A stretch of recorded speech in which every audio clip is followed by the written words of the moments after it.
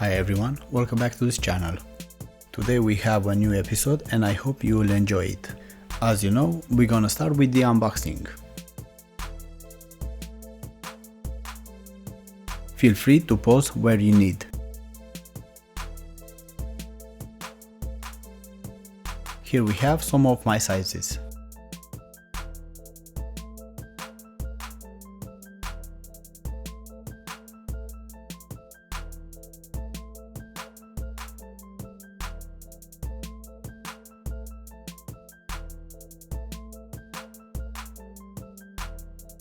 In the shot we can see both of them, and we start with the left foot because we want to see if the quality is consistent. I really like the shape of these sneakers, they are low profile, nothing to stand out. These sneakers have more or less the same price as Ultraboost 22, but I personally think these ones they are better made. They have better comfort, better cushioning. They are coming in many colorways. For those that don't like Ultraboost 22 or have problems like I do with them, this is a good option. We can see here better the knit and the cage. They are very well made. I didn't have any issues with them. And here we have the sole. Is the classical stretch web outsole with continental rubber as always in Ultraboost. I wish that this boost foam it wasn't exposed in this sole, but this is how they are made from day one, so I don't think they will change that.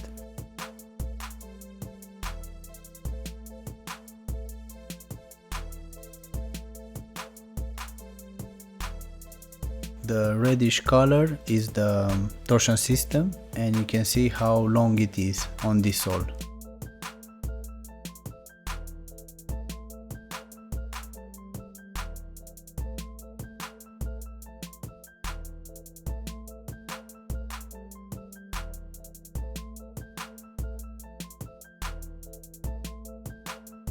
Here I'm checking a bit this midsole.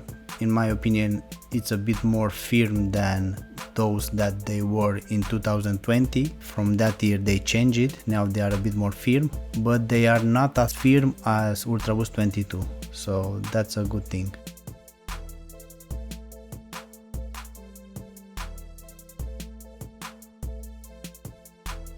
Here we can see the insole is the classical one, the one that came before 2020. It didn't change.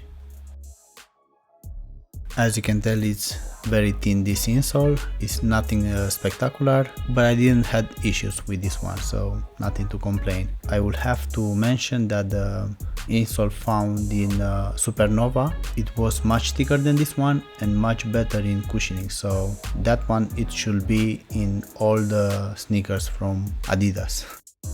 In the shot we can see the footbed of the sneakers is the same like we seen in Ultraboost 22. This one is very stiff, very hard to our feet. I don't recommend it for nothing. It doesn't give any benefit to these sneakers. It just takes from the cushioning, so that's a bad idea with this footbed. We can see here the heel. I didn't have any issues with this heel. The padding is very thick in these sneakers, is around 1 centimeter. That is the edge of that padding inside. Like I said, it's thick.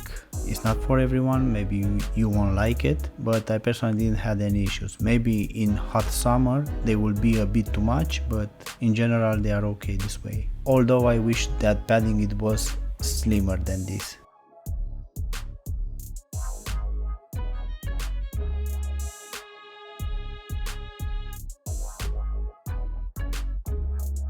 And here we have the right foot. To be honest, I didn't find any issues with the stitching or the gluing. Everything was okay. Here we can have a closer look to this midsole. As you can tell, the kind of paint that they have, this is a reflective paint. This pair, it was one of the best reflecting sneakers that I had on this channel so far. One of the best, I think is the second or the third. At the end of the video you will see how good is this kind of paint on these sneakers.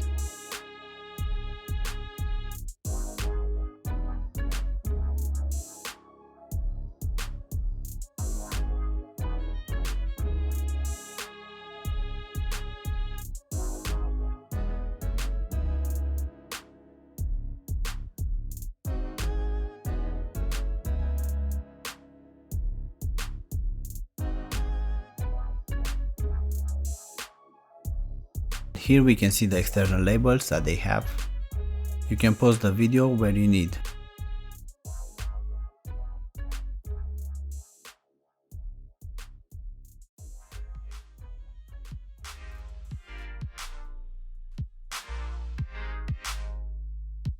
In this shot we can see a closer look of this logo on the tongue. Also it's reflective, you'll see it at the end of the video. Like I said, this is the interior. It has some padding around the ankle, maybe a bit too much. I hope in the future they will reduce that padding around the ankle.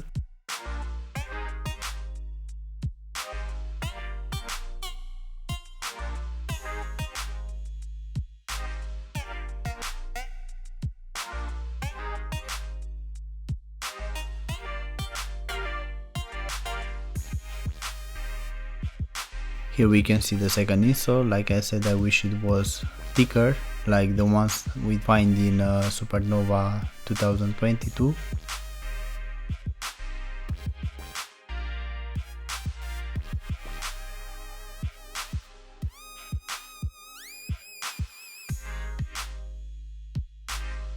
We can see here both of them, they are the same. And a quick look on the interior. Like I said, I didn't like it, this kind of interior in Ultraboost 22. Here we have it once again. I hope they will get rid of this one as quick as they can.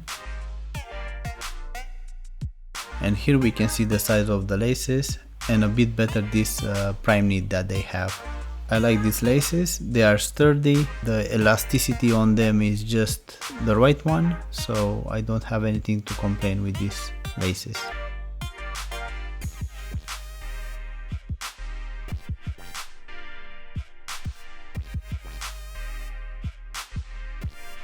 With this prime knit I didn't have any issues, it fits very well on the instep, on the toe box. With these sneakers I wish they were having a bit less padding around the ankle, but that is all the issues that I had with them, so not big deal. The cage is okay, it's well made. I feel bad because of Ultraboost 22, they didn't have the same cage, they ruined it this year, for me at least. The gray stripes that we find on this cage, they are reflective. Like I said, at the end of the video you will see that also. The knit that we find on the instep area adapted very well to my feet, is very elastic, so I wish that Ultraboost 22 would have been exactly the same like this ones.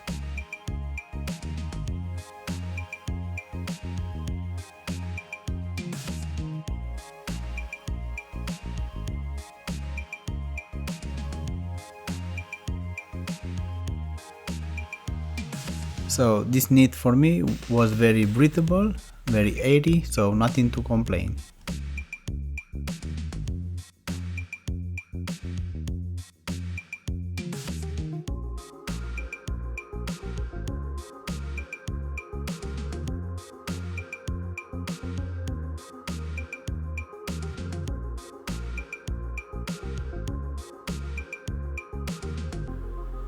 Here again I'm trying to indicate with my finger where is the padded area around the ankle, and very good support on the heel. Here I'm showing the footprint of these sneakers. This way you'll have an idea how big they are if you want to take some notes or compare with other sneakers that you have in your wardrobe. For me, these sneakers, they have a very good stability. I didn't find any issues, so the width on them is on point.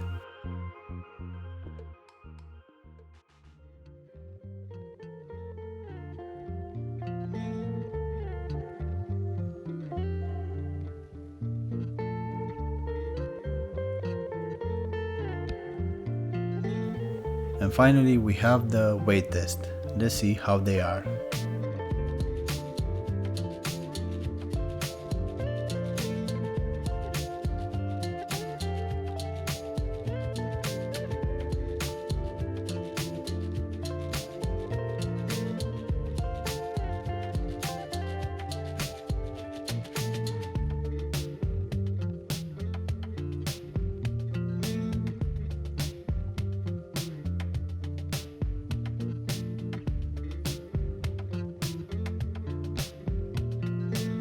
And this is a nice surprise because they are actually even more lightweight than Ultraboost 22. Not by much, but they are more lightweight, so very nice surprise.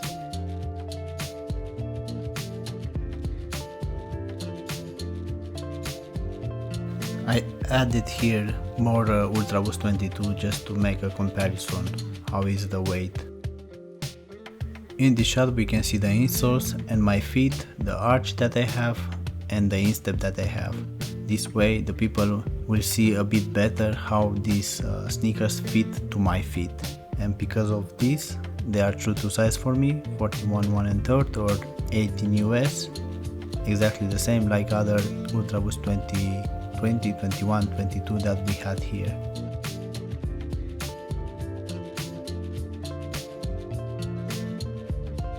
Please remember that the size of my feet is around 26 centimeters. When they are swollen, they can get 26.5.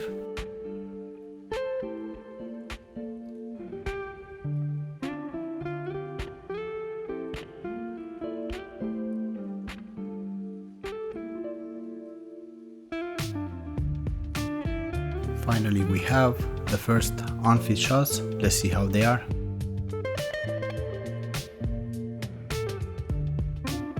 This is in real time, just to see how easy it is to get them in and out.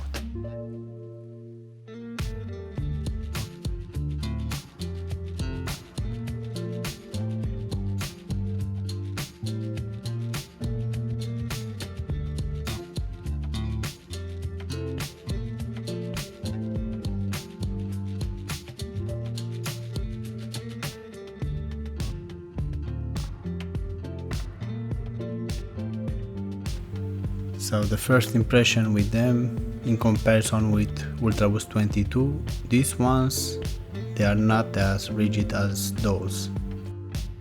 They have instant comfort. I wish they were having a bit more cushioning that they have, because this one is a bit more rigid than the Ultraboost we've seen in 2020. Those were much softer than these ones, and I like those a bit more.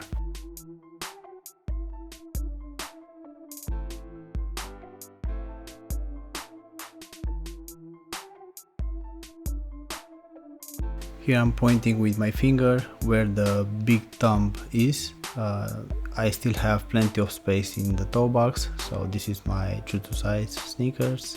I didn't have any issues with the instep. I actually had a very good experience with the instep, so in these sneakers I like it very much how the prime knit fit to my feet. Like I said, the width is good enough. I don't feel that it should have been bigger than that, so that's a good thing. And now we can see some on-fit shots from a lower angle. This way you'll see a bit better how is the cushioning on them, how is the silhouette, and overall how they fit to my feet. So like I said, the cushioning is okay. It's not great like in other sneakers, but it's not as bad as Ultraboost 22. So if you know me by now, you know I like the good cushioning. And in these sneakers the cushioning is just okay because it's a bit too firm. They have it a bit softer in the past, now they change it. Since 2021 they change it, and I miss that cushioning that they had before. If they want to improve these ones, they should make that midsole a bit softer and the stack a bit bigger. 10 millimeters more would have been great, 15 even better if you ask me.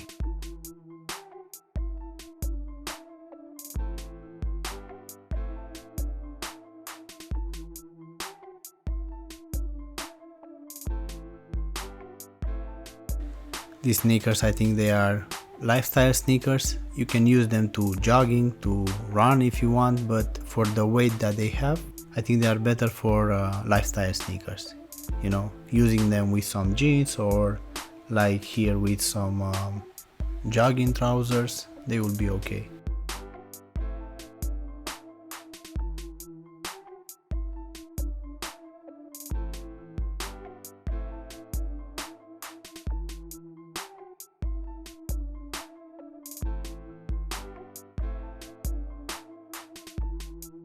So I think it came the time for pros and cons.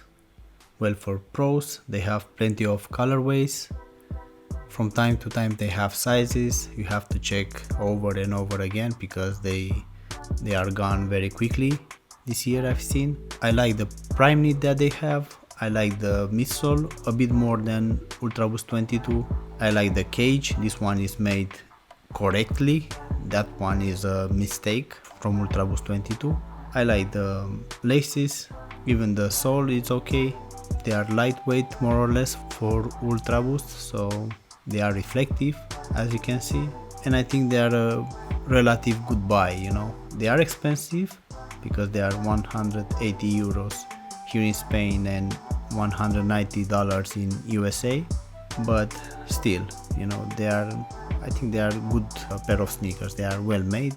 I think they will last, in less words.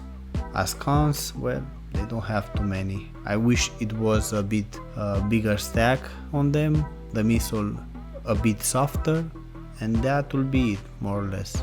Maybe the collar around the ankle to be a bit less padding in there, and that's it. They are good the way they are made, you know. They don't have big issues. I don't have anything to complain really. Maybe just a bit more cushioning, but that's it. So my final thoughts on them. You should buy them or not? Well, like always, it's up to you, you know. Give them a try if you want. See how they fit for your feet. If you are okay with them, if they are not too narrow or I don't know. I think it's a good buy. Safe buy, let's call it this way. The good thing on these sneakers is that during daylight they are not too flashy, and during night they are very flashy. So I think they are a safe sneakers, you know, to use at night.